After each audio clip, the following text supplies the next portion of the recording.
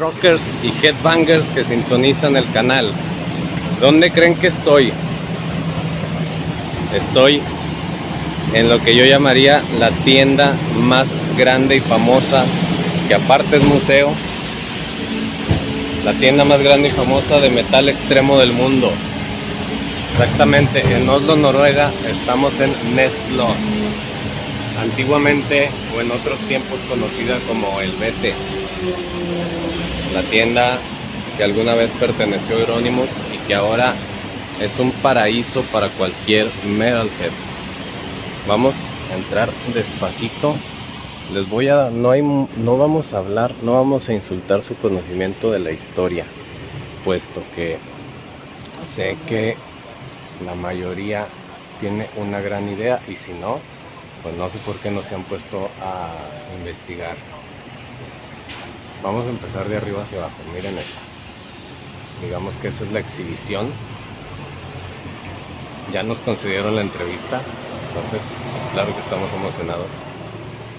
Aquí hay casi todo, te encuentras grandes piezas de primera edición.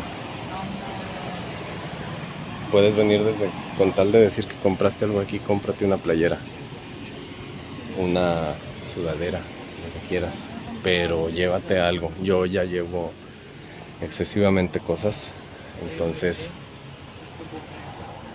pues hay para escoger. Casi la mayoría de las cosas son segunda mano, pues porque son ediciones antiguas.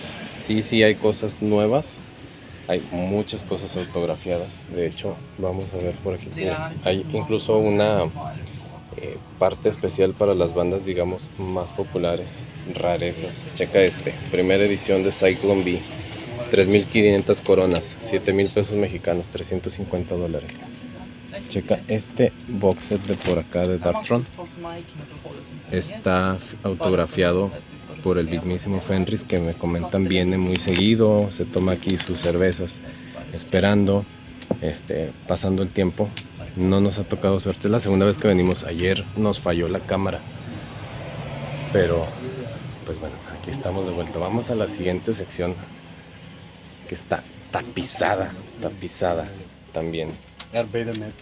Mira, box set steel cases, CDs. Estos son demos primeras ediciones que no bajan de los 600, 700 coronas.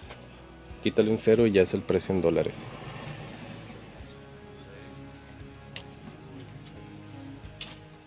Mira, algo muy interesante es para los que dudan esto, las nuevas generaciones que dudan el valor de Argentum. Hablando de México, aquí está una copia de las primeras demos de Argentum originales y está en la sección, como les he dicho, que no baja de las 700 coronas. Entonces es completamente cierta la relevancia de esta banda mexicana dentro del mundo del metal. Checa todo lo que hay. No sé si todo esté a la venta. Vamos hablando despacito, pues también para no interrumpir la búsqueda de la gente. O sea, está imposible de caminar. Detrás de sus estantes hay todavía más y más música. Mira, ediciones especiales. Hay hasta VHS. Esos ni los vi porque definitivamente no pienso tener donde reproducirlos, pero hay DVDs también por allá. Está posible. Lo que sí no he visto son figuras, pero en la parte de abajo, aquí está enfocado más al metal extremo, pero vamos a pasar al museo de abajo, donde encontramos pues cosas más suaves o digeribles, heavy metal, power metal, y pues ya saben qué más vamos a encontrar por ahí. Hay que bajar con cuidado. Este caracol, miren, está lleno de playeras. De hecho, un saludo especial a Nebua de Vampiric Funeral, que pues apoyó mucho con esta visita, con este viaje, y le dedicamos mucho este video. En gran parte estamos pudiendo lograrlo gracias a él. Miren aquí más box sets. Aquí si se alcanzan a ver títulos, pues como dijimos, mira, ahí está Loudness, Jorn, Iron Savior. Ya son cosas más de heavy metal clásico. Habrá quien ya esté ansioso de que avancemos, ¿no? Pero no, todo a su tiempo, hay que darle una buena vista a todo. La verdad es que aquí en esta sección no busqué nada porque, miren, este box de Iron Maiden. No busqué material porque ya llevaba suficiente de ahí arriba. Y todavía hoy en la segunda vuelta dije, chin, me voy a tener que llevar algo más. Y sí, efectivamente encontré algo más. Y busqué más cosas que no logré encontrar. Pero en fin, chequen esto. O sea, si está fuera la colección de una sola persona, ahorita vamos para allá. Si está fuera la colección de una sola persona, imagínate dónde duerme, en el piso.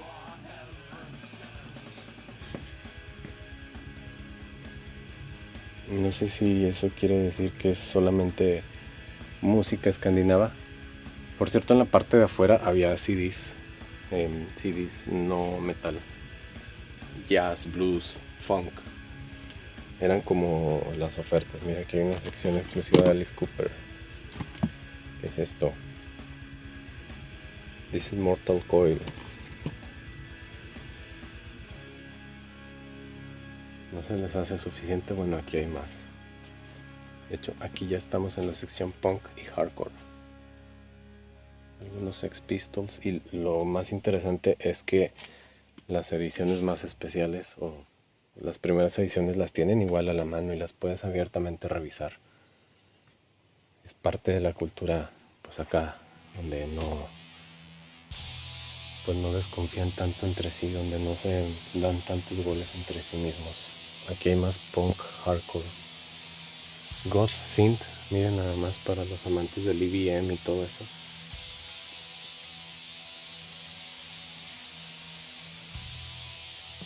Yo le he contado a la gente que la tienda es grandísima y quizá no en espacio, que sí lo es, pero sobre todo es grande en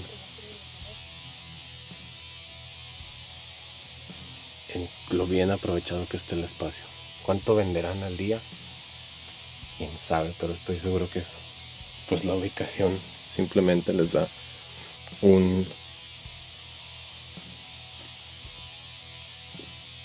pues les da suficiente budget diario. Viene gente de todas partes del mundo. Vamos a ver si nos dan chance de entrar aquí a ver más playeras.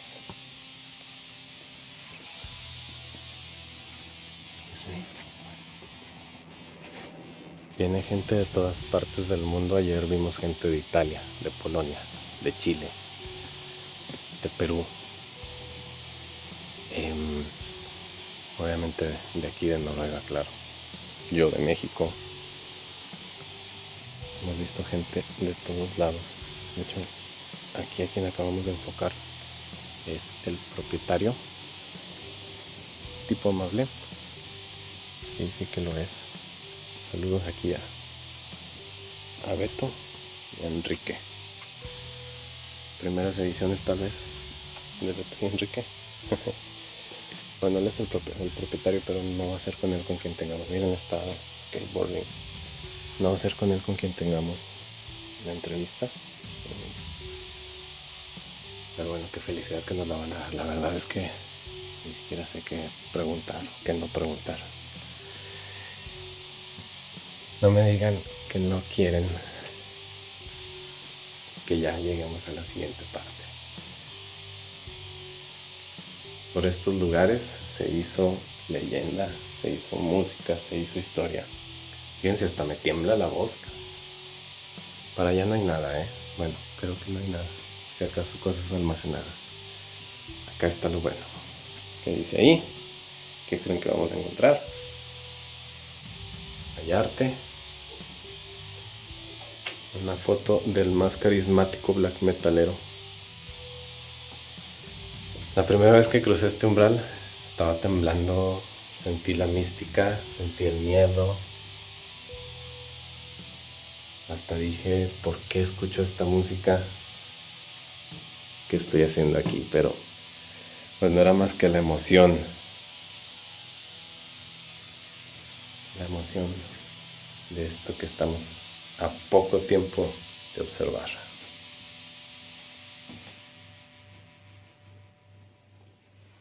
Más arte, mira, nocturno oculto, Fenris.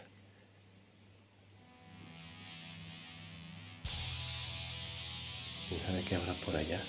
Bueno, en esa puerta dice algo de... Bueno, por allá se ve que hay más material. Aquí dice algo de Enslaved. No, habla del banner de Enslaved. 1997. De ahí viene esto.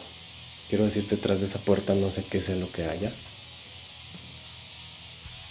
Miren, un arte de Nate Frost. 1800 coronas. Si fuera fan de Carpathian Forest, yo creo que sí consideraría llevarme algo así. Y ya vieron un poquito. Por cierto, no había mercancía de la tienda. Dicen que les vuela, entonces no pudimos conseguir ni playeras ni nada por el estilo. Miren esto. Una pintura como a lápiz de Ku Klux Klan. Más arte.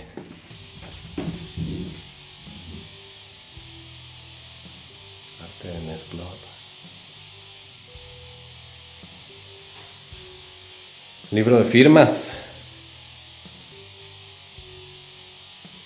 Para que firmes que anduviste por acá.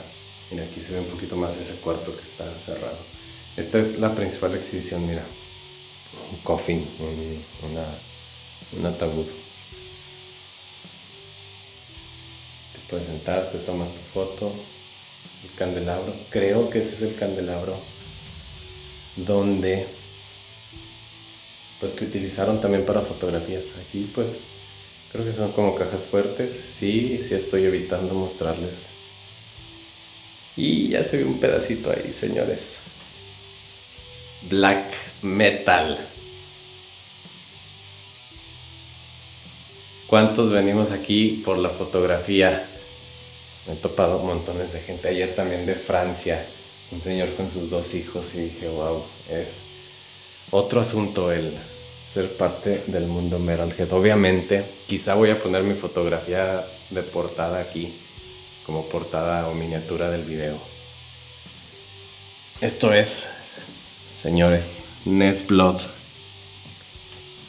Vamos a cerrar con esta imagen. Yo creo que sí, lo vale. Y pues pasamos a la entrevista.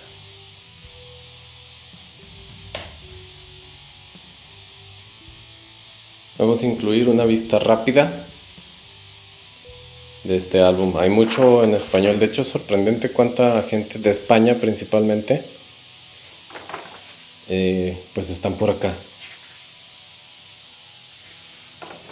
Hay muchísima gente. Mira, encontramos esta hojita. Vamos a firmar de una vez.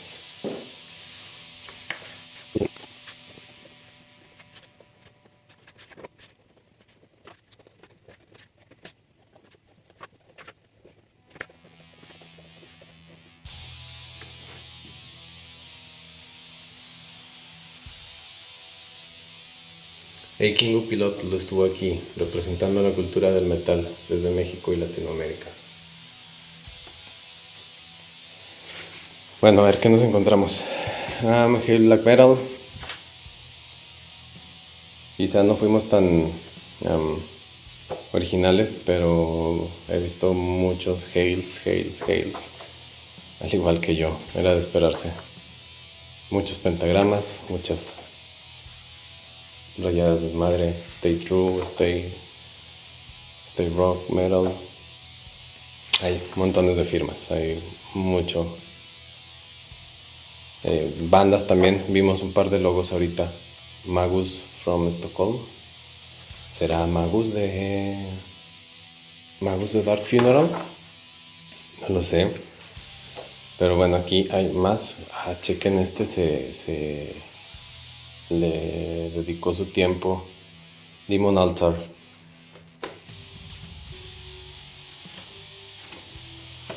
Hails from Czechia, República Checa también. Y bueno, creo que hasta aquí va este álbum. Bien, señores, ahora sí, vámonos de vuelta a la entrevista. Rockers, Headbangers, aquí estamos ya. Como dijimos, íbamos a hacer la entrevista en el lugar más especial de la tienda quizá. Y estamos con Anastasia. Ella trabaja aquí en la tienda por 6 months. Around, something like that, yeah. Trabaja desde hace 6 meses en la tienda y conoce a todas las personalidades que se puedan imaginar por aquí. Y es de la plena, pues es la empleada de confianza, digamos. Entonces, pues vamos a hacerle algunas preguntitas. How are you, Anastasia? I'm doing fine, thank you so much. Thank you for your time and for Not a problem. being here with us at this point and standing. So, first of all, I would like to ask you if you know when the store began as Nestlé Yeah. and something around there that you might have. Yeah, well, basically, this is a common topic that I talk about with my customers because people come here and say, this is Helvete. This is not. Helvete as a running store existed, I think, from 1991, but it was closed after his death. So 1993 was the last year that Helvete existed. And we started our store in 2003, so 10 years after. And originally it was more of a meetup place. We had a room in the back where people could basically, talk to each other, and the musicians would come and they were just like sitting in the back talking. And we were there, it was another location, up to 2013, because that's when we moved here. I'm not technically sure why did we decide to move here, but I think there was like a hair salon here before and they're just closing up or something like that. I heard that it was also a cafe called the Bread Each Day or something, some Christian name. Yeah, oh, I actually don't remember that. I think I'm just too young, plus I'm not Norwegian, so it's kind of hard, but I think this local where we are right now, so where the store is located, because this is the same, this is Schweigersgata 56, so the same address, but the Ronnings's store was way bigger.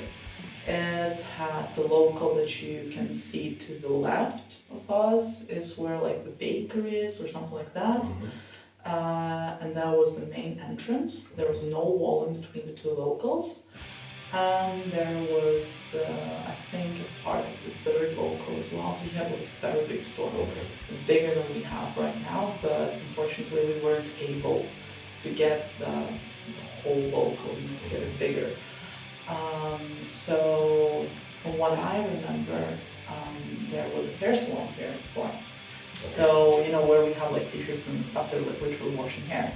So there was way more history after Euronymous because people did not take it as, as part of the history as we take it, for example.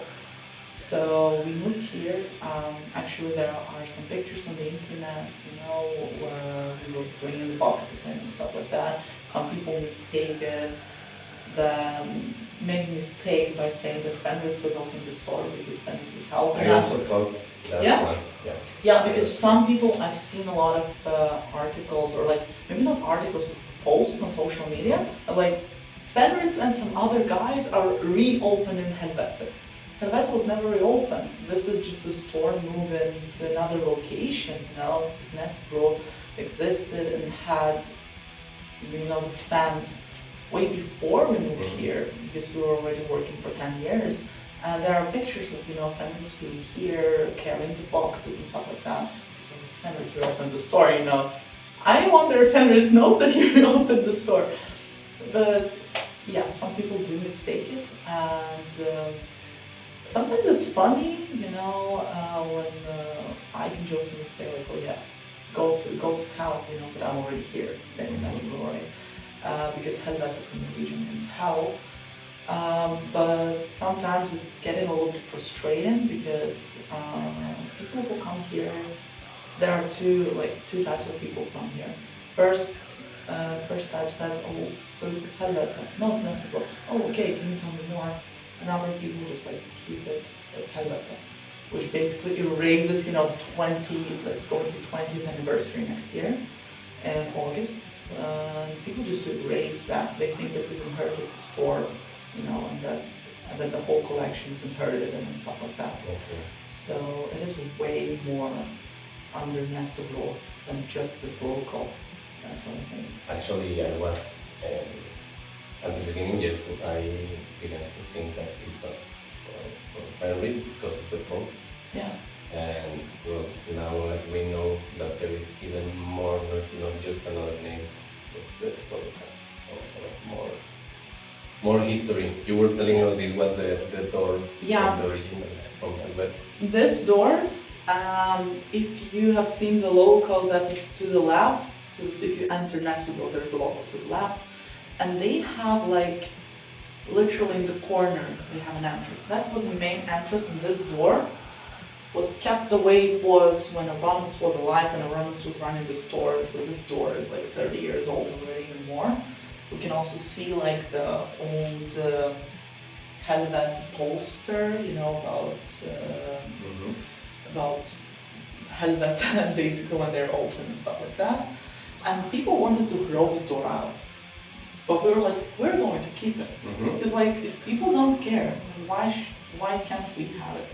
So we took the door here, and this is what it is. It's now in our basement, because some people tend to think that we've created this basement so that we're just like, we made a place to take photos, but it's actually like real.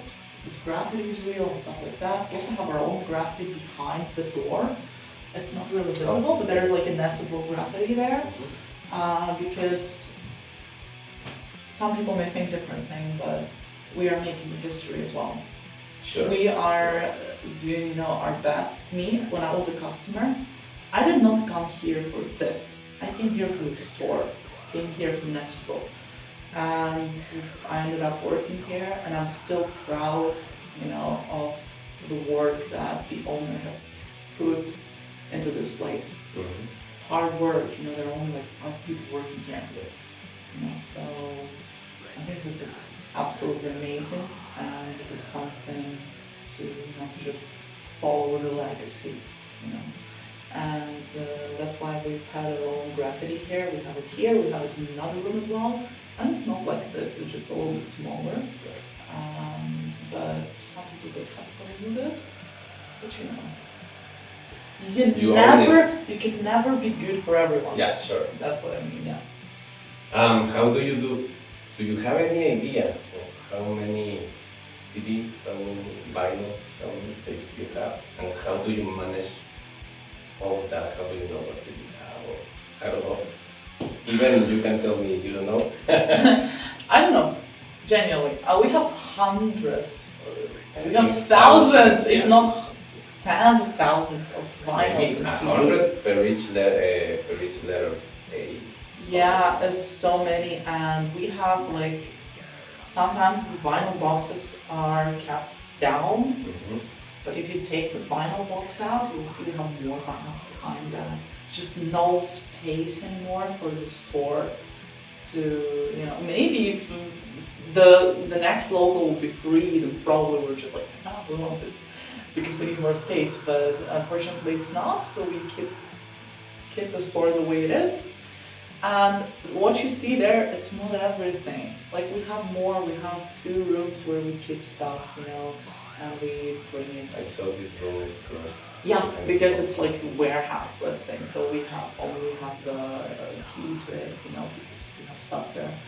And whenever something's sold, that's the reason we're writing stuff down, because we do not have codes. We cannot scan the code and get it into the system. We need to do everything by ourselves.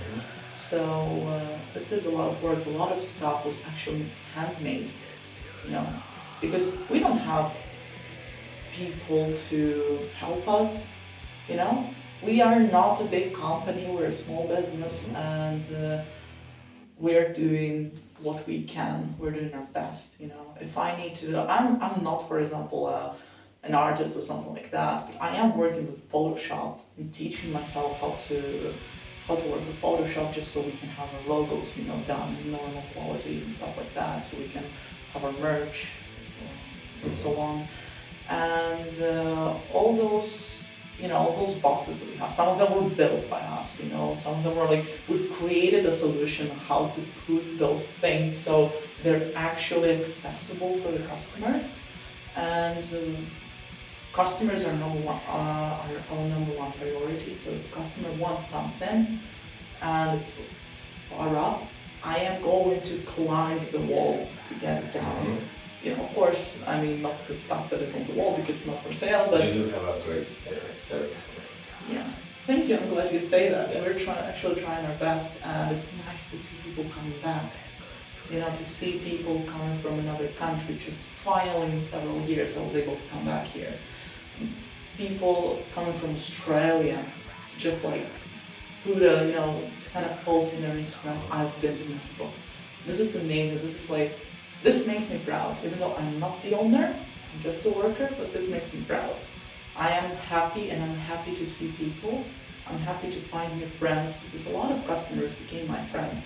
We're chatting, you know, I'm asking them how they're doing, because I think metalheads are like one big family, and that is the most important thing. Actually, I was going to ask you when I was asking about the countries people come from. Yeah. What would you say is the most strange country you have heard they come from and that you never expected to see someone from? Okay, so I remember meeting a really, really great, like the person with a really great music taste, which was like dark as hell, like mine. She was a nice girl in a blue dress, and she was from South Korea.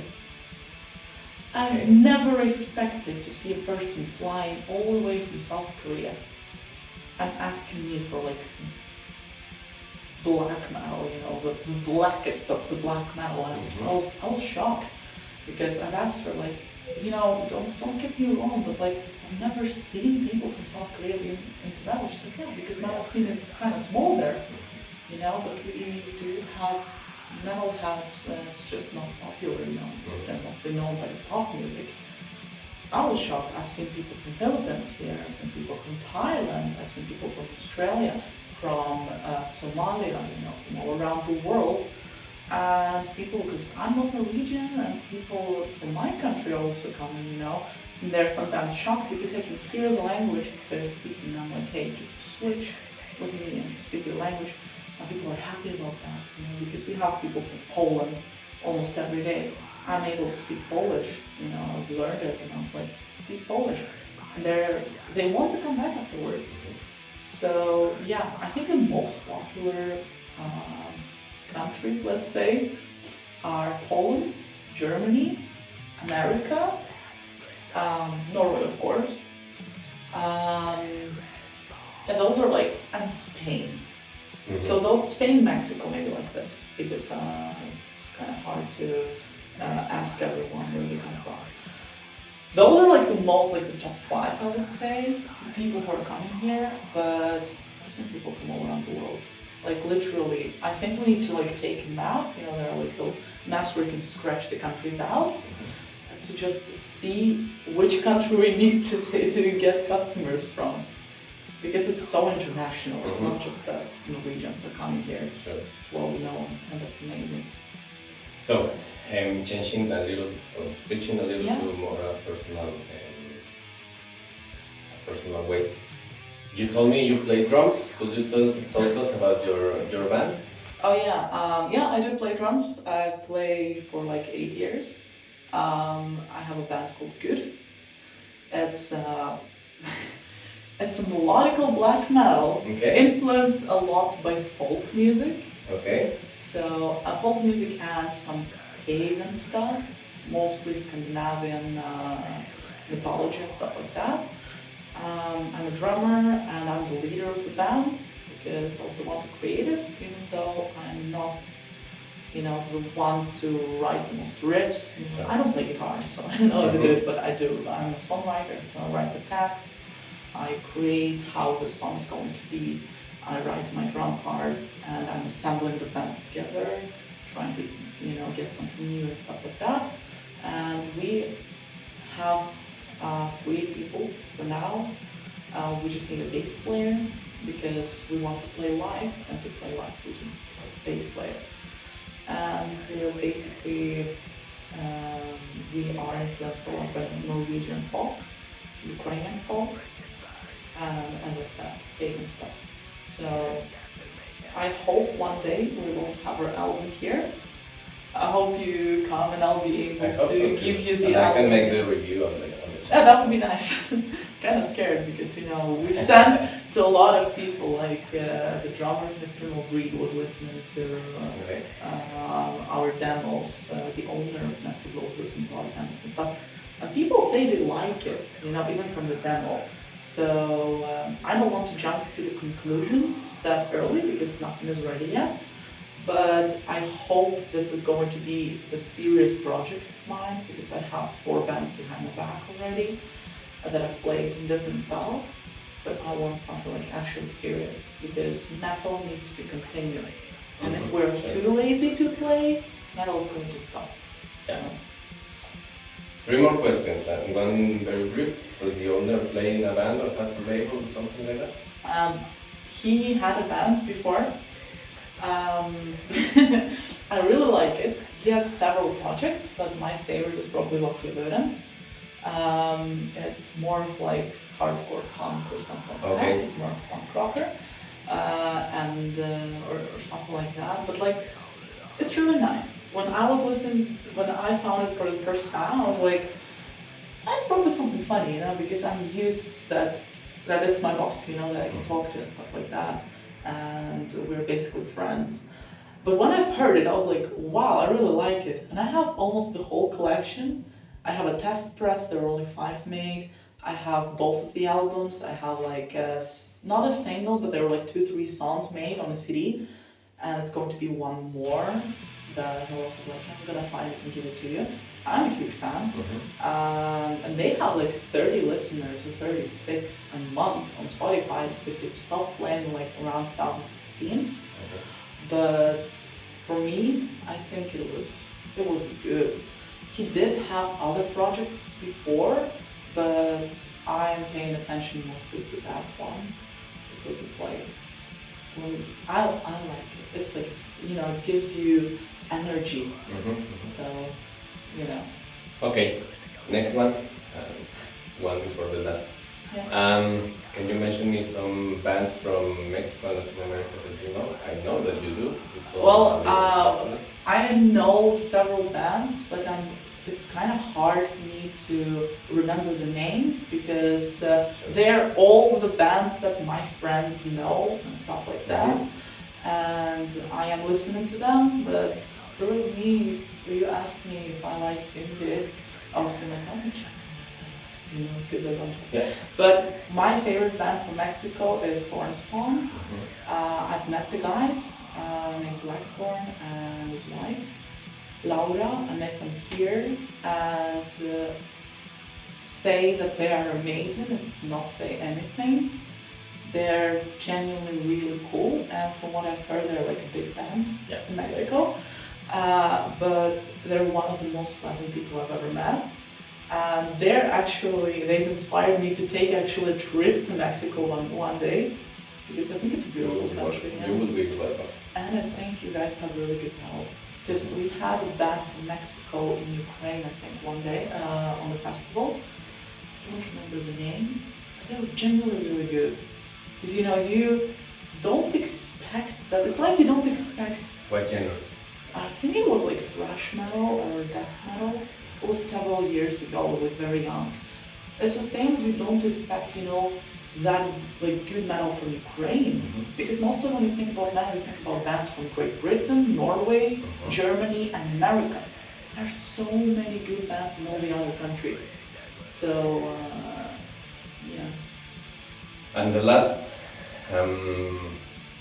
it's like a dynamic. So I will tell you a word and you will answer me what you think about it. Okay?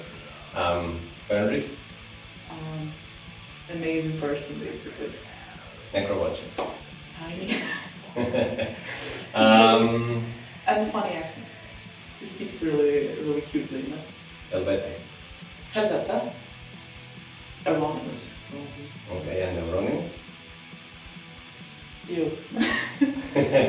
Well, I'm not a big fan of Euronymous, to be honest. A lot of people have their own opinion about the guy, and it's absolutely valid, but I cannot get the thing that he had done away from my head. The pictures, the post-mortem pictures of Pelle, I have his tattoo on my arm. Okay. You know, so he is really dear to me.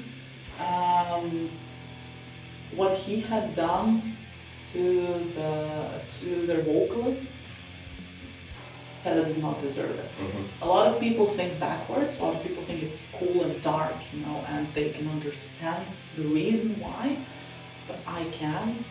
So for me, I think it's good that everyone has their own opinion, especially when those people knew Ronus in their life.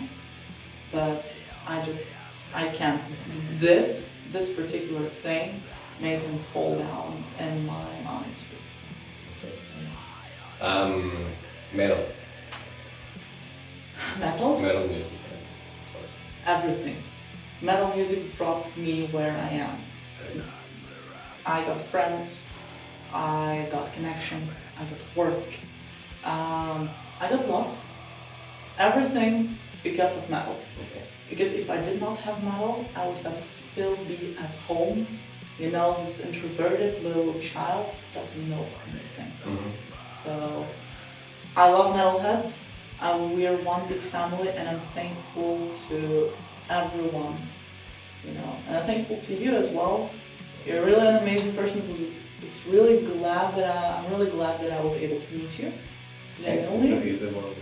Yeah, and yeah. And finally, I already gave her a copy of the Saga Heroica Zero Sangre CD and the EP from Vampire Funeral, Ritus Sanguinaire, and they will check it both. It was delivered, but it was yesterday. We forgot to bring it here. Yeah, I took it home. I'm so sorry.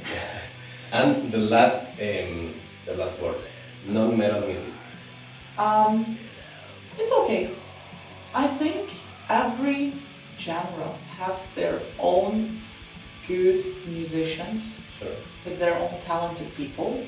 Something may not be for me. Like, I'm not a big fan of rap, for example. Okay. But we did have Ghostman coming here, for example, which is, he's a rap artist, but he is very influenced also by black metal, so he wanted to come here. Glad that we meet him. I think there are good artists in rock music, in jazz. Well, I'm a drummer, of course I know a lot of jazz. Of course. So everyone here is welcome, no matter what they listen to. If they want to just check out or see how it is or buy something for their friends, unless you know, when you're respectful to us, we're respectful to you. Sure. So it is what it is, you know. Okay, perfect. Thank you very much Thank for you. your time. It was a pleasure to be here. It was a dream, actually. This is one of the things in my bucket list. So I thank you and thank all the staff for keeping this place for people like me that dream to be here someday. Señores, pues eso fue todo. Muchas gracias por haber seguido el video. Les invito a darnos like, a seguirnos en redes sociales. Sigue. A seguirnos en redes sociales.